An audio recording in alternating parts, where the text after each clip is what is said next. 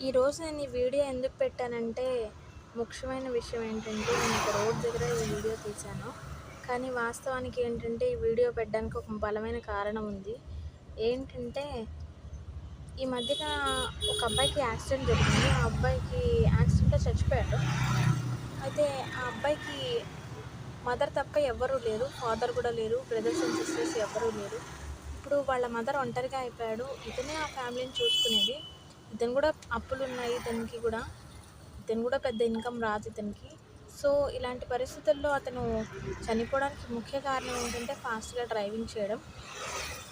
చాలా ఏళ్ల క్రితము మా బంధువుల్లో కూడా ఇద్దరు ఇట్లాగే యాక్సిడెంట్‌లో మరణించడం జరిగింది. ఫాస్ట్ డ్రైవింగ్ కావచ్చు, పక్క వాళ్ళు సరిగ్గా ఫాస్ట్‌గా వెళ్ళకపోవడం వల్ల కూడా మన డ్రైవింగ్ చేయడం వల్ల కూడా వాళ్ళిద్దరూ చచ్చిపోయారు మా చుట్టాల్లో.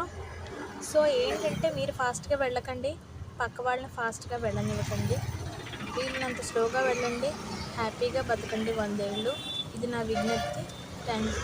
Please like and subscribe.